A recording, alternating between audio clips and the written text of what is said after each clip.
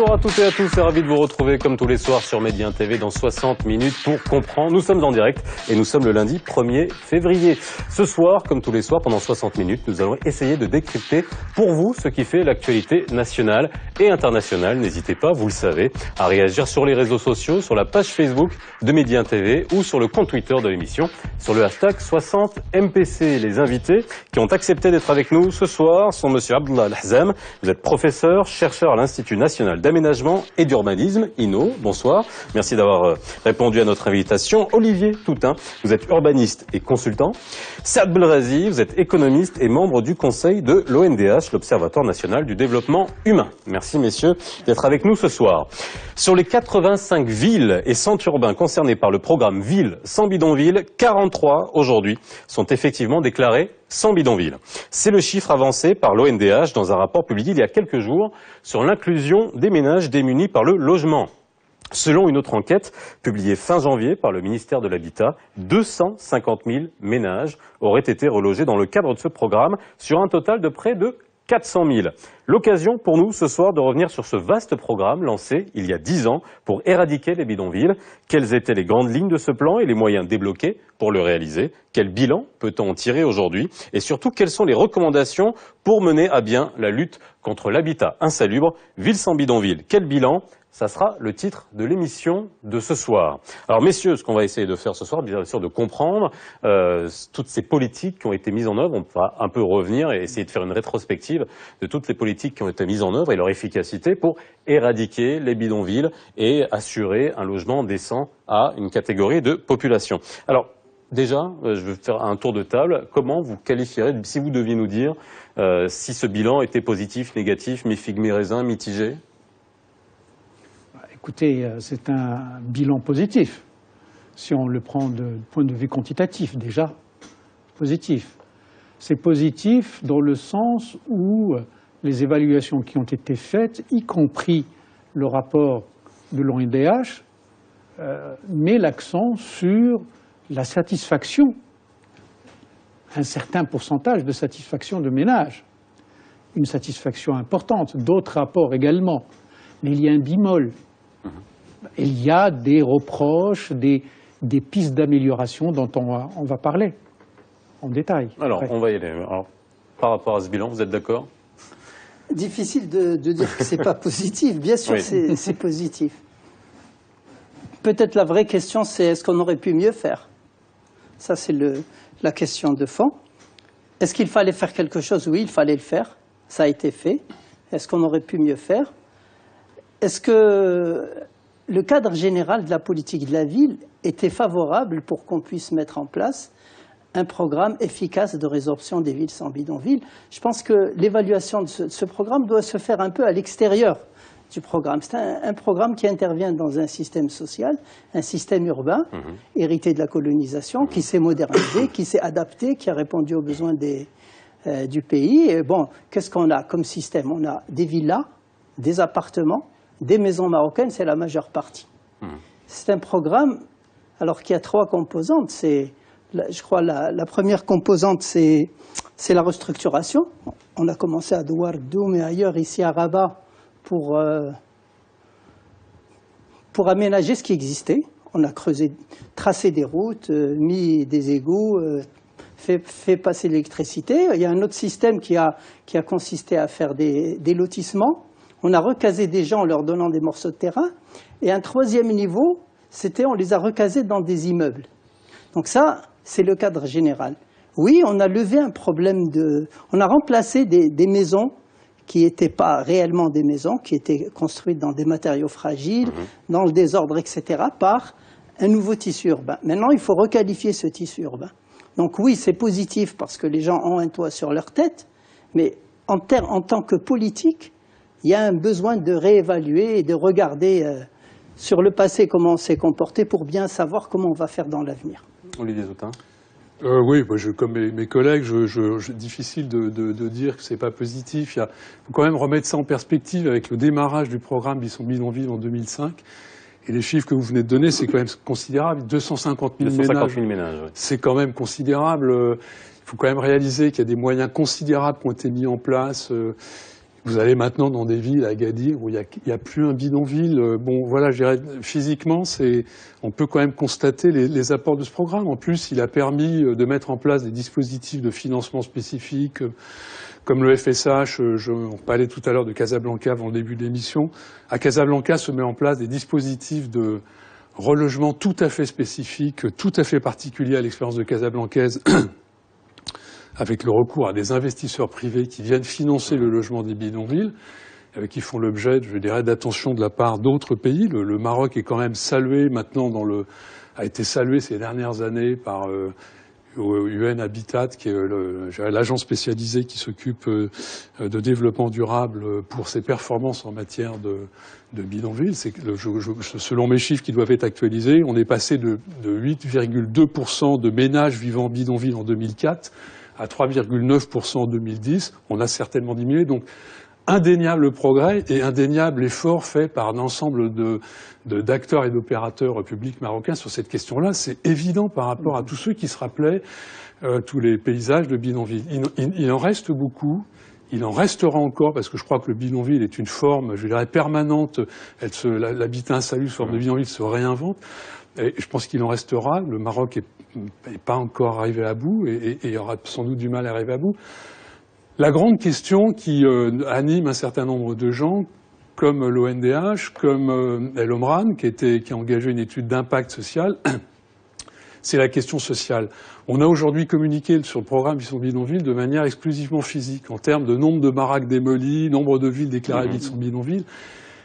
Quelle est la question sociale derrière tout ça? Et il y a un certain nombre d'études, on pourra peut-être en reparler tout à l'heure, qui montrent que si le bilan physique est satisfaisant aujourd'hui, le bilan social est quand même mitigé et très mesuré, parce qu'on voit que voilà, ça affecte le quotidien, la vie d'un certain nombre de gens. Et ça, je pense que ça doit être mis en perspective. Et c'est des choses sur lesquelles les acteurs marocains aujourd'hui ont besoin d'avancer. Il y a un certain nombre d'initiatives qui se mettent en place et qui montrent qu'on ne peut pas raisonner uniquement en termes de mètres cubes de béton ou de choses quantitatives, mais qu'il faut regarder de manière un peu soft les choses. Alors justement, lorsque vous parlez de quantitative et pas de qualité, c'est-à-dire est-ce que la vision...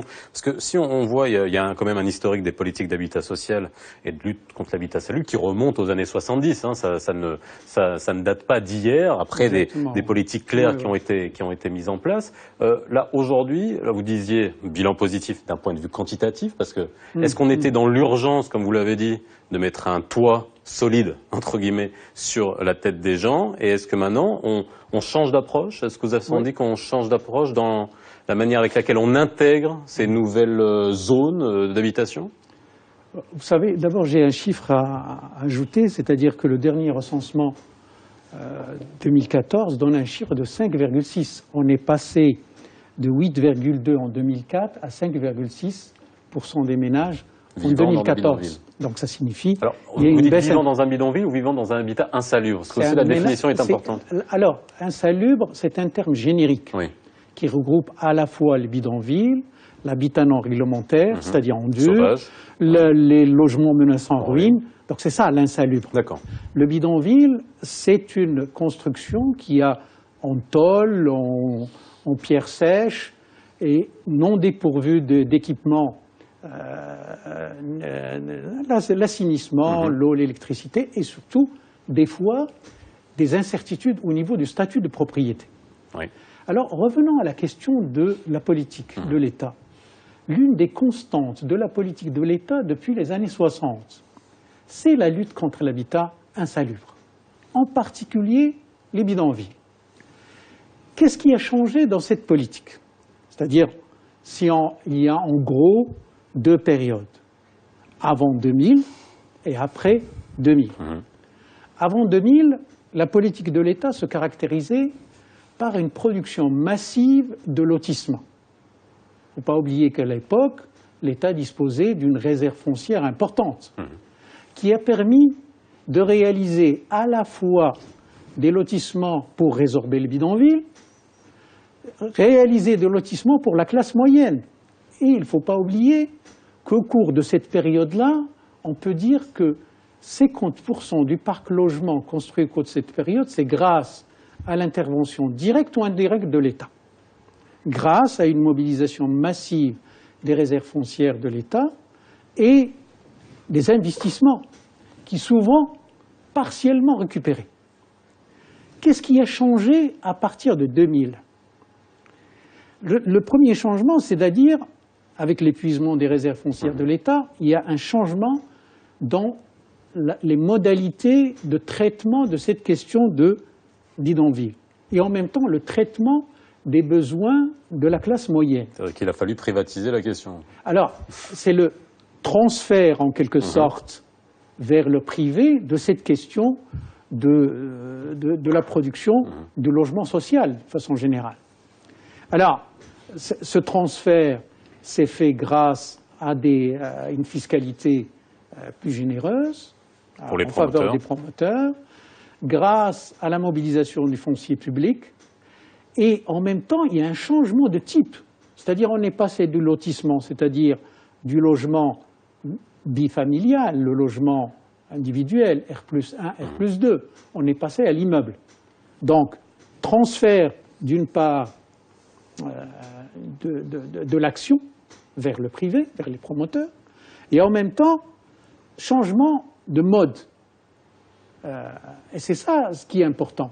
Alors, on va dire ce changement-là. C'est le mode de production. Oui. Il veut dire, parce qu'avant, ce qui domine, c'est l'autoproduction. Le ménage produit son logement, il lui faut un espace, un terrain. Une fois qu'il a le terrain, il va construire les murs, il va équiper la maison, etc. Et la première démarche, je crois, de l'État dans les années 70, c'était de dire, bon, on va vous faire des routes, on va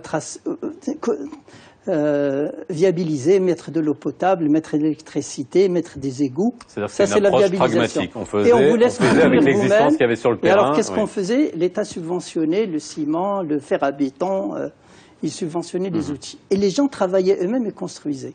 Mais ça n'allait pas assez vite, c'était pas suffisant, et ça consommait énormément de terrain et de foncier. Donc le problème s'est posé de cette pénurie du foncier, et il fallait lutter aussi contre le prix des terrains qui commençait à être trop élevé. Alors, s'est posé la question d'aller vite, accompagner la croissance démographique, et donc l'idée c'était de dire, d'abord on va économiser du terrain, on va faire appel à des sociétés, et on va donner des subventions à ces sociétés pour qu'elles construisent des logements avec un prix qui est maîtrisé, et qui peut être financé par le citoyen moyen, l'employé moyen, le travailleur indépendant moyen. Donc voilà, c'était ce soubassement de la politique. Et l'État a mis en place un fonds social de l'habitat qui est financé par la taxe sur le ciment, principalement. Donc ça, c'est ce qui a permis de lancer cette politique ville sans bidonville. Mais ce qui est aussi important de voir, c'est que c'est une politique qui est venue pour traiter une proportion de l'habitat national qui était, je dirais, qui représentait à peu près 10%, mais qui était en croissance. Alors, l'autre partie, les maisons marocaines, sont menacées par l'encombrement, le vieillissement, les problèmes de salubrité, de santé, par exemple manque d'ensoleillement. Et là, il fallait une autre politique, une politique plus large. Donc le programme Ville sans bidonville, moi je dis oui, il a réussi. Mais est-ce que la politique urbaine dans son ensemble a réussi? Ça, c'est le débat de fond. Alors c'est la grande question, justement. Alors, parce qu'on parlait de quantité, là, ça vous nous permet de parler de qualité. On est revenu un peu sur l'histoire, mais est-ce qu'aujourd'hui, est-ce qu'il y avait une vraie vision? Est-ce que c'était pas l'occasion, finalement? Vous êtes urbaniste, vous êtes urbaniste et vous avez la capacité de nous expliquer ça. Lorsqu'on est urbaniste et lorsqu'on fait un aménagement urbain, il faut une vision.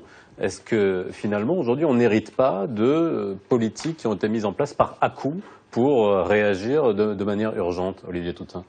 Alors, la ville se fait selon des urgences politiques et conjoncturelles. Il faut quand même se rappeler les fondements du programme Ville sans bidonville. Les attentats de Casablanca déclenchent un plan massif avec, je dirais, toute l'organisation adéquate. Et met en branle tout un système qui va télescoper une organisation, je dirais, normale, plus horizontale. Aujourd'hui, tous les observateurs que nous sommes sur les questions de la ville s'aperçoivent des grandes difficultés à organiser des stratégies sectorielles qui viennent télescoper des façons d'organiser la ville comme on le souhaiterait, c'est-à-dire beaucoup plus intégré, territorialisé, pour en prendre les mots, je dirais, à la mode en ce moment. C'est-à-dire, pour reprendre encore une fois le programme Fils en bidonville, c'est évidemment un programme qui s'est mobilisé dans l'urgence, qui a nécessité des moyens considérables, et notamment des moyens fonciers qu'on est allé chercher là où on pouvait. Donc forcément, quelquefois, en dehors des plans d'urbanisme, et je dirais qu'un certain nombre de politiques sectorielles comme le tourisme ou l'économie sont dictées par ces urgences, parce que le temps du politique n'est pas celui des planificateurs et encore moins celui des citoyens, et que c'est vrai que c'est extrêmement dur de réfléchir aujourd'hui politique urbaine intégrée. On est aujourd'hui face à de très gros problèmes qui sont des questions de gouvernance et d'articulation de politique pour faire que tout ça ait un sens et puisse être coordonné dans un territoire qui puisse être respectueux je dirais, d'un certain nombre d'obligations et de contraintes que se fixe la planification urbaine. Cette question d'urbanisme est très importante parce qu'au Maroc, on fait la ville avec le logement. On fait d'abord le logement, Oui. ensuite l'infrastructure, ensuite l'équipement, et après on commence à penser à l'emploi. Alors je vous arrête là. Est-ce que c'est normal? Je disais, même avant qu'on rentre dans cette émission, aujourd'hui, il y a des benchmarks qui peuvent être faits à l'international, on sait comment faire, on a des conurbations qui se forment, on a la ville qui s'agrandit, on a quand même des terrains qui sont assez grands. Je ne parle pas de intramuros dans des grandes villes comme Casablanca, mais on a quand même des territoires où on peut avoir des visions intégrées avec mise en place d'infrastructures, d'espaces verts. Est-ce qu'aujourd'hui, comment ça fonctionne? Comment c'est pensé? Est-ce que, lorsqu'on nous a dit c'est privatisé, est-ce qu'on transmet ça aux promoteurs? On leur dit construisez-la, et ensuite, après, on réfléchit à se dire, ah bah tiens, il va peut-être falloir de l'assainissement, ah bah tiens, il va peut-être falloir une école, ah bah tiens, il va peut-être falloir une mosquée, ah bah tiens, il va peut-être falloir autre chose. Comment c'est pensé aujourd'hui? Alors, cette question... Ouais. C'est à moi d'intervenir? Ah bah je vous regardais. Mais... Allez-y, monsieur. Alors, cette question-là, comment ça se passe? On produit d'abord le logement, et après on fait la mise à niveau après. Mais est-ce que c'est normal, ça? Je vous pose la question. Je vous donne un exemple. Oui. C'est-à-dire, depuis 2004, le coût de la mise à niveau urbaine, il a coûté 43 milliards de dirhams, dans lequel il y a aussi bien le traitement d'une partie des bidonvilles, mais en même temps toute l'infrastructure des villes. Mmh. Tout ça pour rattraper le retard qui existe. Mais ce rattrapage, il existait déjà avant, parce que les villes comme Casablanca ont été construites à coup de grands lotissements. C'est le Barnossi, l'Olfa, le Hay el-Hassani, Sbata. Ici à Rabat, c'est la même chose. On trouve à ça les Hay Salam, Nahda, à Rabat, on trouve Hay el-Fath. Tout ça, c'est ça qui fait la ville. Mais Sbata, par exemple, dans les années 60, Sbata, c'était un programme de logement social. Voilà.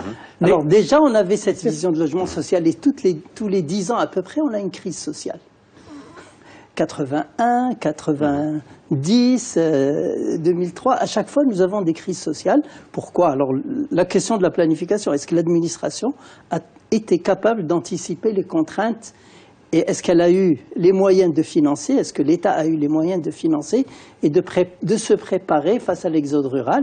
Est-ce que le développement du logement a accompagné le développement des activités économiques avec un rythme cohérent? Est-ce que les collectivités locales avaient le financement nécessaire pour... Moi, je dirais que, avec un recul de 30 ans,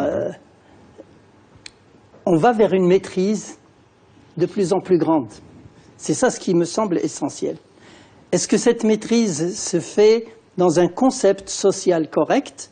Je dirais, on est parti sur des bases fausses. La colonisation nous a légué un système compartimenté.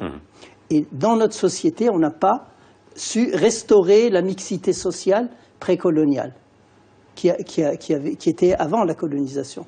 Et aujourd'hui, le cœur... Les inégalités se sont creusées. Non, mais c'est pas parce qu'il y a de la mixité sociale qu'il n'y a pas d'inégalité. On peut avoir de l'esclavage dans la mixité absolue. Hein, mais aujourd'hui, dans un système démocratique, il est nécessaire d'utiliser le logement et l'urbanisme comme un instrument de mixité. Ce concept-là, on n'y est pas encore parce qu'il y a absence de maîtrise sur le foncier. Et il y a absence de maîtrise de financière de l'État sur son foncier et la capacité de l'État d'imposer une vision en termes d'aménagement des territoires aux intérêts privés est très difficile. Je donne l'exemple juste de ce qui se passe à Fès. J'ai lu ça dans le journal il y a quelques jours. Le Wali voulait mettre des espaces verts et les propriétaires de ces terrains s'opposent. Alors on se retrouve avec des villes avec très peu d'espaces verts, très peu d'espaces accordés à la jeunesse, très peu d'équipements pour assurer la propreté de la ville, des systèmes d'égouts qui ne sont pas duals. Les égouts qui recueillent les eaux usées sont ceux qui recueillent les eaux de pluie. Et donc on a besoin d'eau et de recycler cette eau, on ne sait pas le faire. On n'est pas capable de recycler les déchets, alors qu'on a des problèmes de coûts, de collecte et de transport. Donc il y a un ensemble de questions de planification qui n'ont pas été anticipées. Et comme a dit M. El Hazem, on a paré au plus pressé, on a donné des terrains de manière informelle à des ménages qui ont construit, et après on a cherché à les équiper. Je crois qu'au début des années 90, 40% des logements urbains étaient réalisés dans des conditions irrégulières, c'est-à-dire non autorisées. Je voudrais... je ne suis pas persuadé que la maîtrise évoquée par Sibel Razi soit si probante que ça. J'ai un peu des doutes parce que je pense qu'on est... Oui, mais je pense qu'on est encore sur des systèmes qui vont devoir absorber une part de production d'habitat et d'urbanisme informel. Mais je voudrais revenir sur un très bon article que j'ai lu il y a quelques temps, et qui est un article d'un ancien ministre de la planification vénézuélien et qui est responsable d'une grande banque de développement américaine, enfin Amérique du Sud, et qui évoque la dualité entre logement et habitat, pour répondre un peu à votre question, et qui dit le logement, au fond, c'est un toit, c'est un objet. L'habitat, c'est un... Pardon ? C'est des murs. C'est des murs, absolument. L'habitat, c'est une notion tout à fait différente, beaucoup plus intégrée. C'est à la fois, c'est une multiplicité de réseaux économiques, c'est des emplois, c'est du transport, c'est des réseaux sociaux, c'est des réseaux matériels, c'est de l'électricité, c'est de l'infrastructure, et c'est la capacité à imbriquer tous ces réseaux qui donne à l'habitat une valeur. C'est-à-dire que au fond, il suffit pas de produire un toit. C'est-à-dire qu'aujourd'hui, on court un peu vers une production de toits. Je reprends un peu l'exemple du programme Bisson Bidonville, qui, évidemment, ça a été montré dans toutes les évaluations. S'il y avait un seul acquis, un seul bienfait de ce programme Bisson Bidonville, c'est de permettre de donner un toit sain aux gens qui vivaient dans des conditions qu'il n'est pas la peine d'évoquer pour comprendre que ça s'est franchement amélioré. C'est-à-dire que ça, c'était le niveau zéro. C'est le niveau zéro. Mais ce que je veux dire, c'est que l'habitat est une notion beaucoup plus complexe, qui suppose que on puisse être un urbain à part entière. C'est-à-dire, ça renvoie, si vous voulez, aux questions de la pauvreté qui aujourd'hui se voit définir de manière beaucoup plus complexe et intégrée qu'avant. La pauvreté n'est pas monétaire aujourd'hui. Elle est définie par les organisations internationales comme étant des enjeux de capacité d'urbain que nous sommes, et d'autres à pouvoir se mouvoir, accéder à la ville, développer des capacités, accéder à des emplois. Et c'est ça qui donne, si vous voulez, à la ville sa valeur. C'est ça qui donne c'est la force de ces réseaux qui permet, si vous voulez, d'être intégré dans l'urbain. Et ça, on court après. C'est-à-dire ce qu'évoque Abdullah Hazem, c'est que aujourd'hui, n'oublions pas non plus que, vous avez raison de dire, c'est difficile, on peut trouver la situation difficile. Le Maroc est quand même confronté à un enjeu qui reste démographique, même si la croissance se tasse.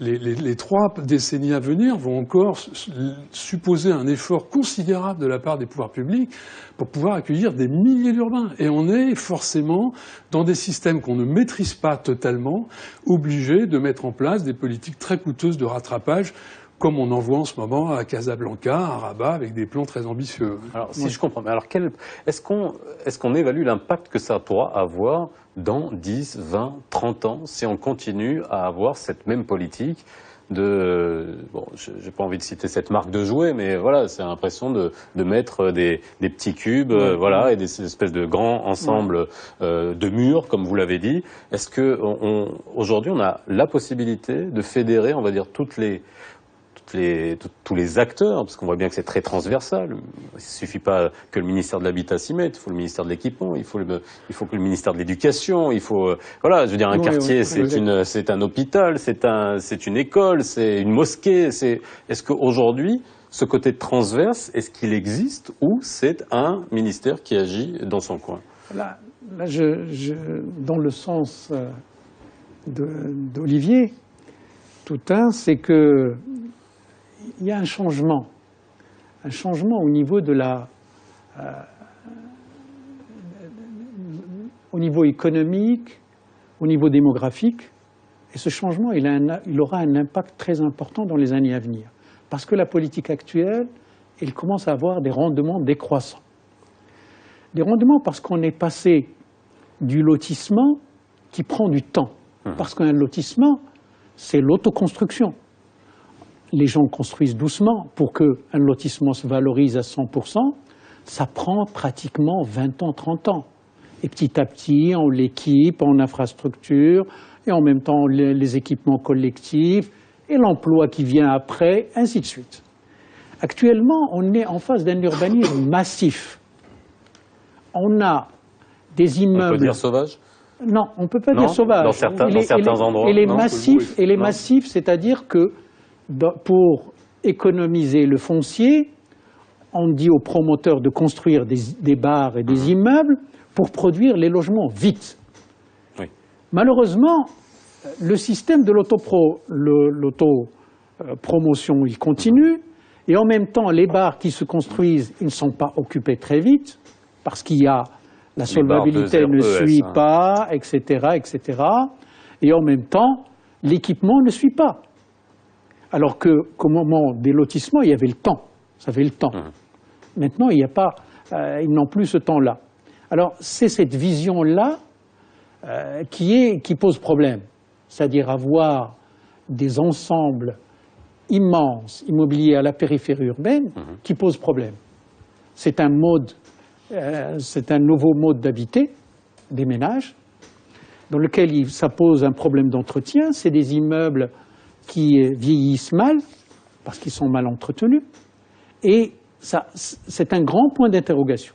Quel est le devenir de la périphérie urbaine avec cette forme nouvelle d'urbanisation? Alors, je vous pose la question. Je voudrais juste préciser des points. C'est-à-dire, je crois que, bon, il ne faut pas tellement dramatiser. Il y a des problèmes de logement. On est en train progressivement de les résorber. Je crois qu'il faut être bien conscient de... Parce qu'on est sur deux plans là. On est sur le problème de logement, on est tous d'accord que finalement ces politiques ont permis de résorber de toute façon les bidonvilles. Et ça, c'est un point positif, on est d'accord là-dessus. Pas tous, mais... pas tous, mais en tout cas, on a amorcé le... Il n'y a pas que le bidonville, c'est ça ce que je voudrais dire. Oui, mais il y a tout le futur et tout l'avenir où la question se pose. On parlait de mixité sociale. De la cohabitation des ménages. Oui. Parce que la politique de logement, finalement, c'est un logement, un ménage. C'est peut-être ça l'habitat. Parce qu'un habitat insalubre, on voit ce que c'est des murs qui ne sont pas solides, etc., mauvais équipements autour. Mais un habitat indécent, ça peut être 3 ménages dans un habitat salubre. Et ça, c'est le problème. Donc, les statistiques qu'on a vues de 1994 jusqu'à 2004, on a vu une amélioration. Par exemple, dans les maisons marocaines, il y avait un taux de cohabitation de 18,2%. C'est-à-dire vous avez 18,2% de ménages qui étaient installés avec d'autres ménages. On est passé en 2004 à peu près 12%. J'arrondis. Alors, qu'est-ce qu'il y a aujourd'hui en 2014 ? Donc là, concrètement, ce sont des gens qui sont entassés dans C'est peut-être des chiffres que M. Elhazam a entendus ce matin, parce qu'il y avait une conférence du ministère de l'Habitat qui a apporté un certain nombre de chiffres. Je ne sais pas s'il y a des éléments nouveaux sur l'évolution de la cohabitation. Je dirais ça, c'est le problème central. Alors, il faut lever la pression de la demande de logement. Alors, est-ce que le fait de confier cette pression à des grandes entreprises d'opérateurs, c'est la bonne solution? Est-ce qu'il ne faut pas envisager une autre structuration du tissu des entreprises qui fait l'offre de logement? Est-ce qu'on ne peut pas le renforcer avec des PME, avec des très petites entreprises et mettre en place des dispositifs de financement des très petites entreprises? Et ça peut se construire très vite. Et on le sait, les logements sont construits très très vite aujourd'hui, à tel point que très souvent on vient les démolir parce qu'ils ont été construits sans autorisation. Et ça se fait très vite. Donc moi, je ne crois pas que la question du temps va être résolue uniquement à travers des grands opérateurs, à travers des grandes sociétés. Il y a une autre approche pour résoudre le problème de l'offre de logement. Et ce n'est pas forcément que des grandes barres. C'est un autre concept de ville, à mon avis, qui doit être mis en place. Et j'ai une lecture très, très sommaire des documents d'urbanisme. Mais ce concept de mixité, il est introduit de manière très timide. Et tout ce que je sais, c'est qu'il y a des espaces R+1, R+2, R+3, R+4, etc. Des zones villas, des zones appartements. Mais quelle est la logique que les urbanistes prennent pour organiser ces espaces? Est-ce qu'il y a un vrai travail d'imagination et d'adaptation au tissu social et d'écoute de la population pour leur proposer des schémas d'urbanisme? C'est ça les questions que je pose. Moi, je n'ai pas les réponses, mais je vois que dans certaines villes, c'est très bien. Par exemple, j'étais à Ouarzazate un certain temps, j'ai trouvé que c'est une ville qui est très bien urbanisée, de mieux en mieux. Bon, il y a une ceinture autour d'elle qui n'est pas terrible, mais il y a des progrès, il y a un travail des agences urbaines, et je crois qu'il y a un travail aussi de créativité observable au niveau du territoire. Bon, maintenant, je suis peut-être trop optimiste, mais je dis qu'il y a des solutions. Elles existent. Il en faut des solutions. J'interpelle Abdullah Al-Haizam parce qu'il est beaucoup plus compétent que moi sur la question de la... Si on ramenait la question un peu macro sur offre et demande, et c'est ce que vous évoquiez tout à l'heure, on est frappé dans les contextes urbains aujourd'hui de voir ce que vous évoquiez tout à l'heure, des grandes opérations qui se développent pas forcément remplies, et puis de l'autre côté, une demande de logement pour des ménages insolvables ou pauvres qu'on a du mal à satisfaire. Mais je voudrais juste faire une espèce d'analogie entre logement et voiture. Alors, on la fera juste après la pause. Ça, je ne vous coupe pas en plein milieu.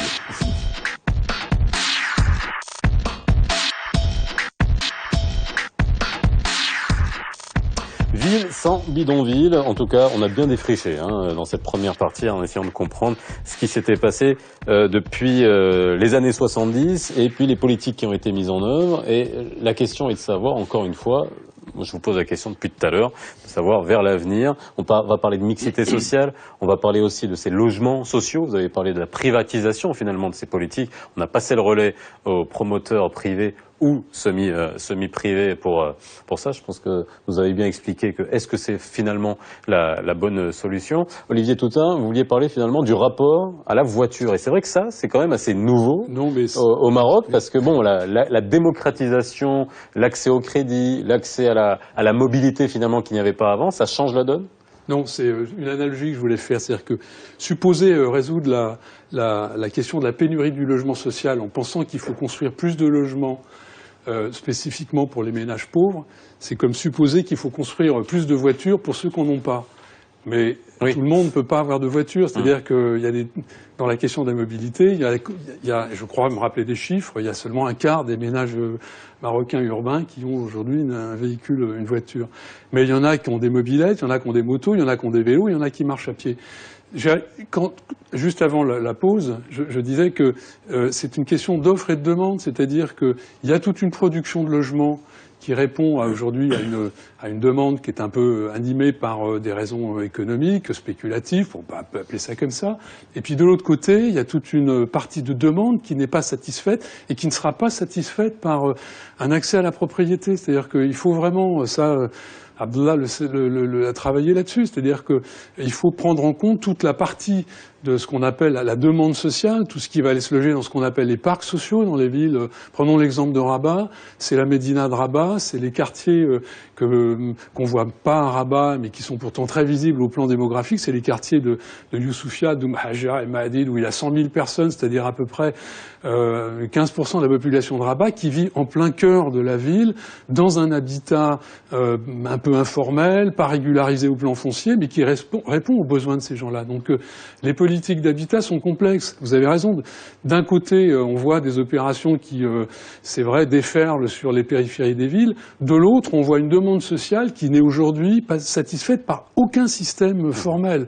on continue aujourd'hui à se poser la question de savoir comment est-ce qu'on peut répondre, en dehors de la filière informelle qui est de la location à la pièce et des gens de manière informelle, mais l'État, que je sache, même si le ministère de l'Habitat s'est récemment emparé de la question de la location, ne peut pas aujourd'hui répondre à ce type de demande qui est quand même très particulière et qui fait, j'en finis là, je ne veux pas monopoliser la parole, mais qui fait que on va continuer, pour prendre une expression à la mode, à vivre ensemble, c'est-à-dire à permettre que des populations urbaines de niveaux différents puissent continuer à coexister ensemble. Et ça, je pense que, à travers la question que vous avez évoquée tout à l'heure, c'est un enjeu majeur de demain pour le Maroc urbain.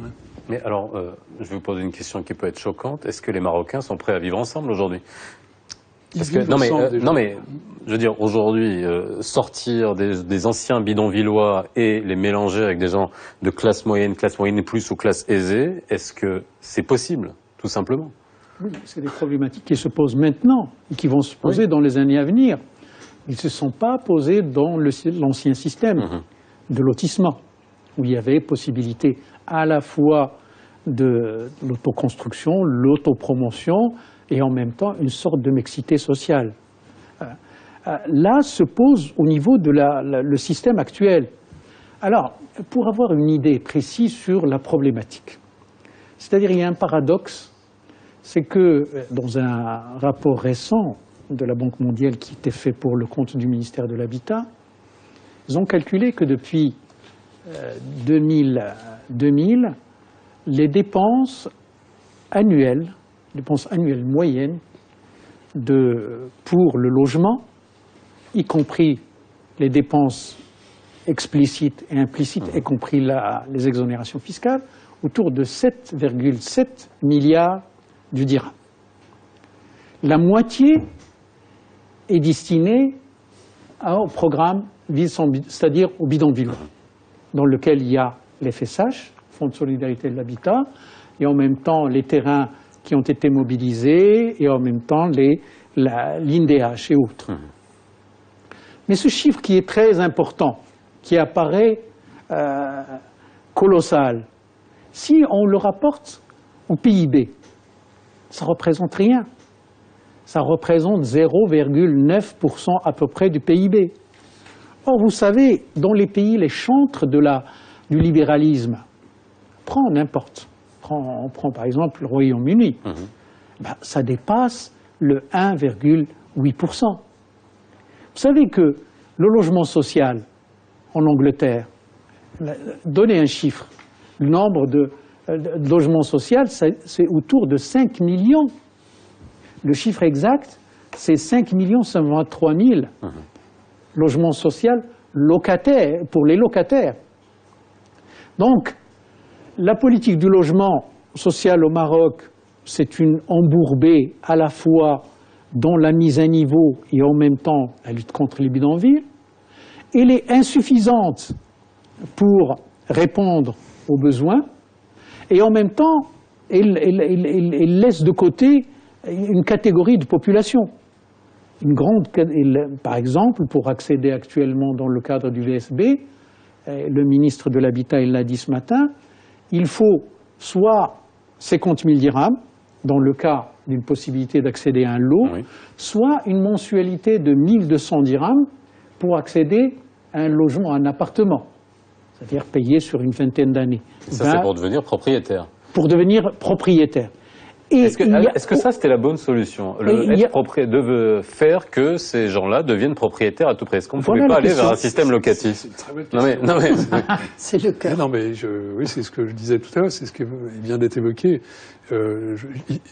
Et pour reprendre des comparaisons économiques, on voit que des pays à très fort taux de propriétaires comme l'Espagne, l'Italie, la Grèce ne sont pas forcément les pays qui ont les meilleures performances économiques. C'est-à-dire que, bon, je ne veux pas faire de mauvaises comparaisons, mais le taux de propriétaire dans un pays n'est pas forcément un facteur de...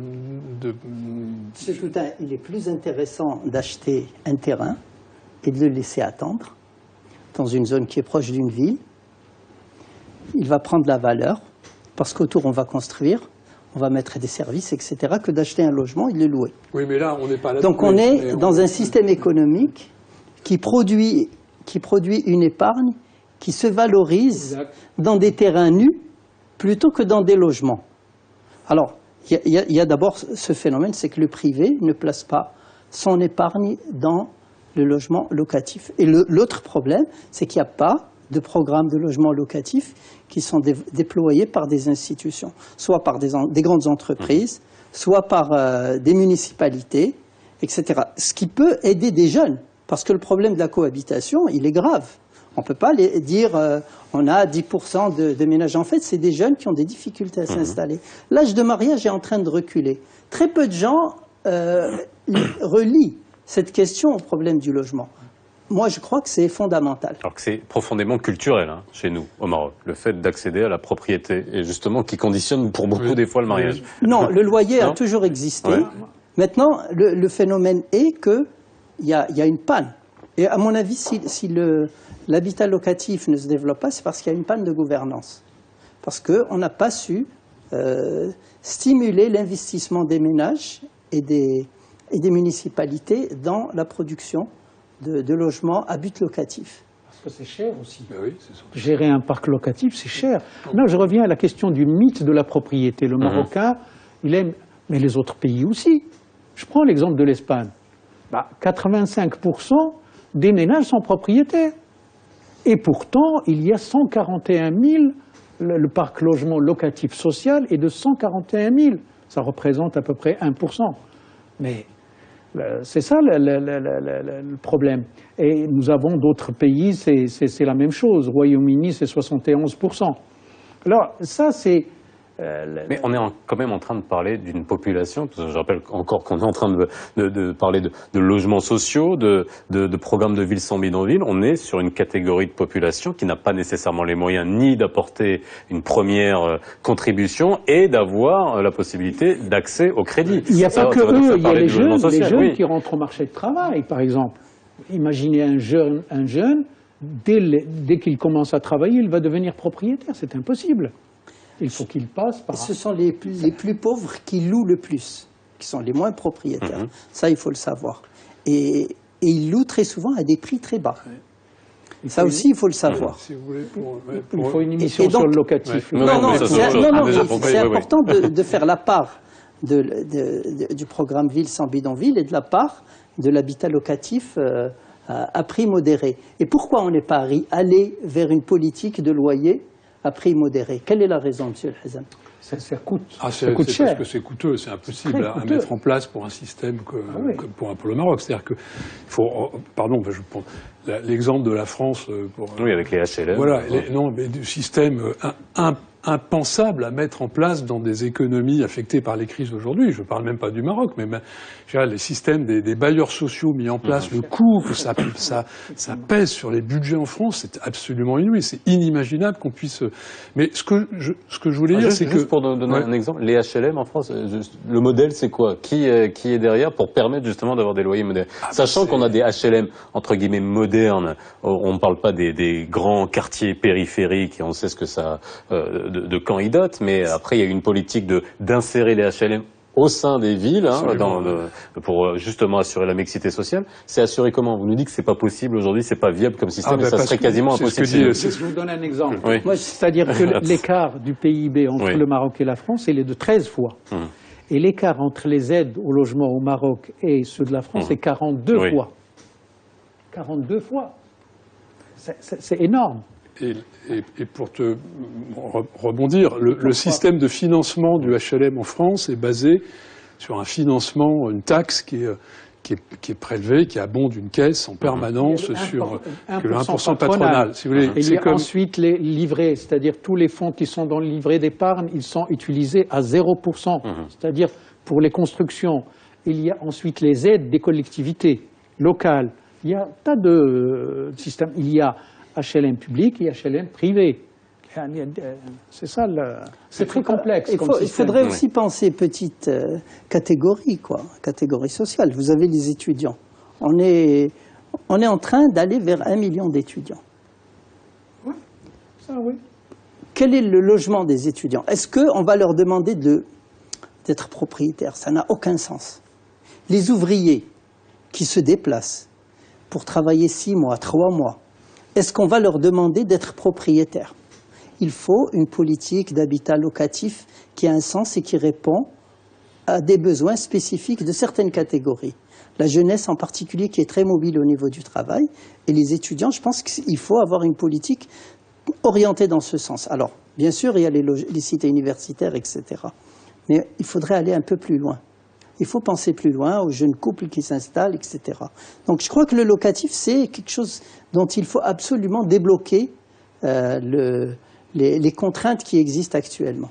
Mais est-ce qu'aujourd'hui, je vous parle de cette année qui est, on attend encore la pluie, mais bon, aujourd'hui, on est dans une année où on pourrait peut-être s'attendre à, comme n'importe quelle année de sécheresse, à une exode rurale, et on sait que l'exode rural, ça remplit les rangs de gens qui vont venir et devoir trouver un logement, et comme la nature a horreur du vide, est-ce qu'on peut s'attendre à ce qu'il y ait, on va dire, un réapprovisionnement, pardonnez-moi le terme, de bidonvilles ou d'habitats sauvages? Et ça aussi, est-ce qu'on y pense aujourd'hui sur ce genre de phénomène? C'est un défi, ça. Parce que lorsqu'on parle de bidonvilles, on dit qu'il y a 5% des bidonvilles dans les villes. Et c'est pas statique. Non, on oublie, on fait comme s'il y a une frontière au niveau des villes. Oui. Or, la ville et la campagne sont imbriquées. Et on sait qu'au niveau des villes, de la campagne déjà, il y a 3% des ménages habitent dans des bidonvilles déjà, dans les campagnes. Ensuite, il y a la catégorie habitat rural, ce qu'on appelle maison marocaine moderne, maison marocaine traditionnelle et habitat rural. Habitat rural, on peut l'assimiler dans une certaine mesure à un bidonville. Et les bidonvilles de demain, c'est l'habitat rural d'aujourd'hui. C'est ça. Et c'est pour cela qu'on sera toujours, cette politique va continuer. C'est-à-dire la politique avec des ronds, puisque la masse, ça devient de plus en plus importante, les rendements vont devenir décroissants. C'est-à-dire que la politique, il a atteint un sommet, actuellement, il est ascendante, il risque d'être descendante dans les années à venir, en termes quantitatifs et qualitatifs. J'ai une autre lecture. C'est l'Azam parce que, d'abord, il y a eu l'électrification, il y a eu la distribution de l'eau potable, il y a eu la construction des routes rurales. Tout ça a profondément changé le paysage. Les matériaux de construction des ménages urbains, des habitats ruraux ont changé. On a beaucoup de parpaings, on a beaucoup moins de maisons en pisé et en terre. Oui, mais il y a eu des changements importants. Donc, je dirais, une crise liée à la sécheresse, il y aura un effet de retour sur les villes, ça c'est sûr, parce que c'est là où il y a de l'emploi. Mais les conditions actuelles font que, à mon avis, il n'y aura pas la même déferlante qu'on a observée en 81 et dans les années au début des années 90. Ce ne sera pas la même déferlante. On aura ce problème. Et on a même observé des phénomènes de retour des villes vers le milieu rural quand les conditions climatiques étaient favorables. Parce que la campagne commence à être plus attractive à cause de ce désenclavement de ces équipements. Donc ça, c'est une variable dont, à mon avis, qu'il faut intégrer. Par contre, les problèmes qui se posent aujourd'hui dans les campagnes, ça c'est grave, c'est les problèmes de pollution, parce que les eaux usées, les problèmes de déchets, les problèmes des plastiques volants qui ne sont toujours pas réglés, etc. Et l'absence de décharges, de mini-décharges. Mais ce que je constate aussi, c'est qu'il y a un tissu urbain dans les petites villes de mieux en mieux structuré. Je ne dis pas que c'est bien, que toutes les routes sont faites, que partout il y a des égouts, etc. Mais il y a un effort d'urbanisme qu'on observe. Moi, je ne parle pas à partir de données statistiques. Je parle à partir d'observations de terrain, parce que j'ai beaucoup voyagé ces dernières années au Maroc, et c'est ce que j'ai observé. Maintenant, M. El Hazem va me dire les statistiques confirment. Mais attends, cet habitat rural, est-ce qu'il a besoin de mise à niveau ou non? Totalement. Ben voilà. Non, je suis d'accord sur ça. Oui, c'est ça l'important. Il y a une mise à niveau. Ah oui. Mais Mais il y a eu quand même une amélioration. Ah, c'est sûr. Une question générale Non, que je vais poser une question parce que entre le début de l'émission et maintenant, bon, on a bien vu un bilan qui était positif d'un point de vue quantitatif, mais bon, j'ai l'impression qu'on va encore devoir avoir à faire face et à observer des politiques qui sont la politique de l'urgence, et tout ça ne présage rien de bon en termes d'organisation, en tout cas de la société telle qu'on voudrait la voir. Est-ce qu'on va pas être aujourd'hui, on va parler du logement social parce qu'on arrive à la fin de l'émission, mais est-ce qu'on ne va pas, on voit bien l'effet que ça peut avoir d'avoir mis des grands quartiers à la périphérie des villes. On a cet exemple, il suffit d'observer. On prend l'exemple de la France qui est notre, on va dire, l'exemple le plus facile qu'on peut prendre, mais j'imagine que dans d'autres pays ça a été éprouvé. Est-ce qu'on ne veut pas aujourd'hui profiter d'échecs, d'expériences qui vont permettre finalement d'éviter la fracture sociale, parce que finalement c'est ce qu'on cherche aujourd'hui. Est-ce que là, la fracture sociale, il faut bien essayer de la réduire? Alors, ça, je me permets de répondre à cette question parce qu'elle m'interroge aussi dans le cadre d'études auxquelles j'ai eu la chance et l'opportunité de participer avec El Omran sur des questions d'impact. Et une des questions qui anime aussi les sociologues qui ont travaillé au Maroc sur la question de la ville est celle de l'exclusion sociale, la fracture urbaine, fracture sociale. Je prends le risque de dire aujourd'hui que il n'y a a priori pas ces phénomènes à l'œuvre au Maroc, parce qu'il y a des formes de résilience qui opèrent et qui sont très fortes. Il y a des formes de solidarité communautaire et sociale qui font qu'aujourd'hui, le tissu, c'est une banalité de dire ça, mais tient la société marocaine pour un certain nombre de raisons. Quand on reprendre le miroir de la France, qui est toujours un peu donné en comparaison, dans les époques des rénovations urbaines dans les années 70, on a fait passer les gens des bidonvilles au HLM. Oui. Ici, c'est pas ça, quand même. Les politiques de résorption de bidonvilles peuvent être critiquables, mais emmènent les gens, vous parliez en émission tout à l'heure d'Arboisa, les opérations, par exemple, de recasement de carrière centrale à la Harawin, sont quand même pas mal. Je le dis, je le répète, c'est quand même des opérations. Je sais que Abdullah Lezam a un point de vue un peu différent, mais qui coûtent cher à l'État, mais qui mettent les gens dans des conditions tout à fait honnêtes quand même.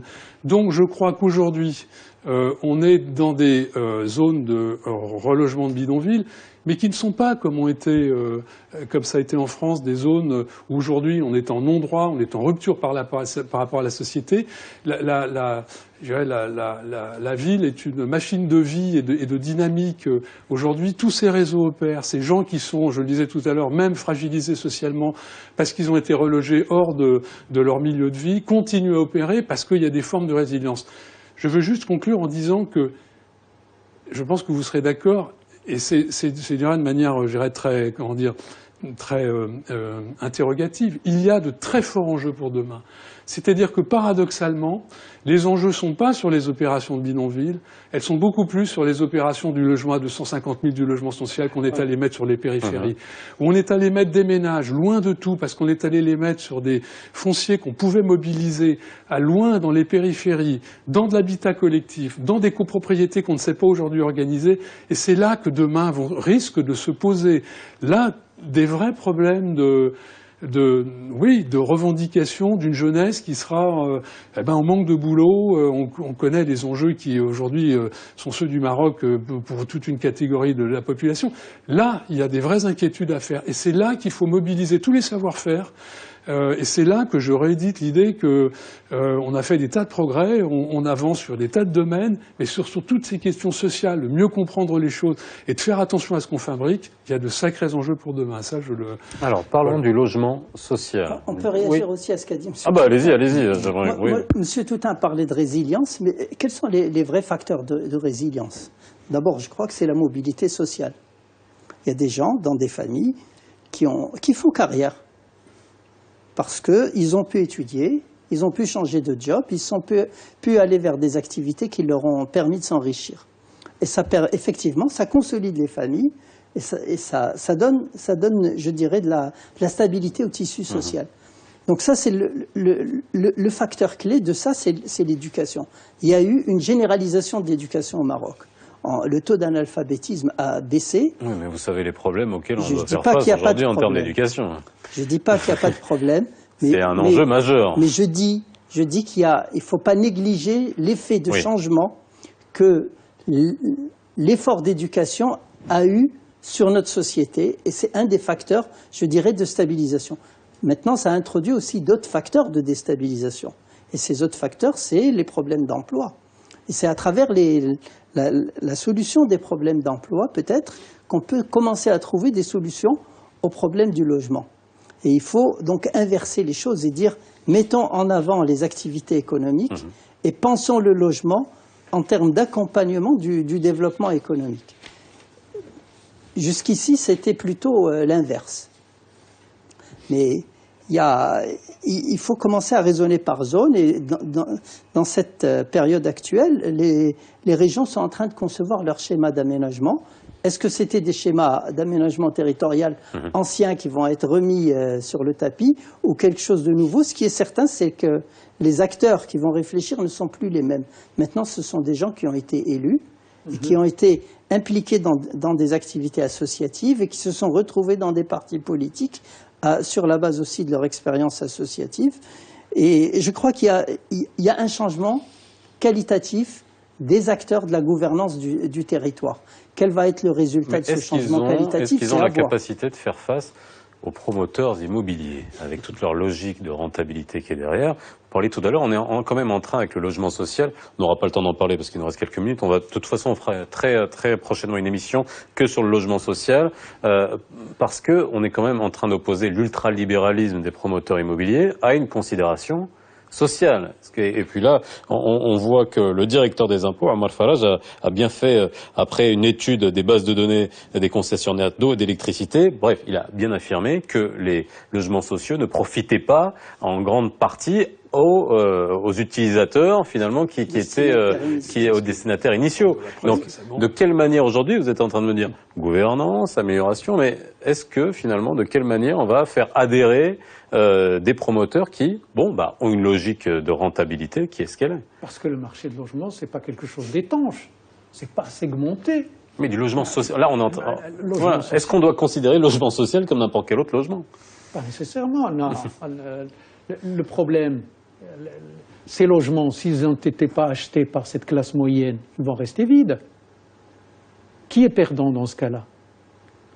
Voilà la question. Moi, je crois qu'il faut faire. Qu'il faut se poser. Il faudrait peut-être donner des chiffres. Il y a le recasement, il y a le relogement, il y a la restructuration. Ce sont les trois réponses qui ont été données au problème du bidonville. Alors, quelle est la part du recasement? Peut-être qu'il représente 30 ou 40%. Quelle est la part du relogement? Ça veut dire, le relogement, ça veut dire qu'on construit et on donne le logement prêt à porter. Et puis, quelle est la part de la restructuration? C'est-à-dire, on intervient dans une zone qui était habitat irrégulier et on réhabilite. Alors, c'est les trois formes qui existent. Lesquelles répondent le mieux à nos besoins? Peut-être pas le relogement, c'est ce qui inquiète le plus, c'est ce qui est le plus visible, mais quel est son poids véritable? Et il va en prenant du poids, c'est certes, mais je crois que les promoteurs immobiliers ne sont pas les seuls acteurs. Il y a un tissu de petits producteurs, de petits entrepreneurs qui est très important, qui travaillent sur les autres aspects de la résorption. Alors justement, en parlant de réhabilitation, parce qu'il nous reste vraiment une minute, on parlait tout à l'heure, je pense que c'était hors antenne qu'on en a parlé, est-ce qu'il y a des bidonvilles où les gens refusent de partir aussi? Parce que ça nous parlait encore d'habitat. Il y a des gens qui préfèrent rester dans un bidonville parce qu'ils ont leur boulot à côté. Oui. Mais je pense que très humblement, il faut. Moi, j'essaie toujours essayer de le faire. On peut tenir des propos comme ça de chercheurs, de spécialistes, de journalistes. Tout simplement se mettre à la place des gens à qui on va dire bon, maintenant c'est terminé. Vous avez vécu pendant des décennies. Vous allez changer de. Tout à l'heure, on ne parle pas de l'humain. Non, parce que je reprends juste les propos d'un sociologue qui a beaucoup travaillé sur le Maroc, qui est Henri Coin, et qui a dit résorber les bidonvilles, c'est changer de logement, mais en changeant de logement, c'est changer de vie. Et je pense que tout est dit, voilà, et voilà. Bah, quand c'est un Trax qui vient raser votre logement, vous n'avez pas le choix. Bon, ça sera le mot de la fin. Je vous ferai revenir. Ne vous inquiétez pas, parce qu'il y a beaucoup à dire. Et on fera une émission spécialement sur le logement social, parce que c'est vrai que ça soulève beaucoup de questions. Excellente soirée sur Médien TV. La rediff à 22h40, comme tous les soirs. Et on se dit à demain.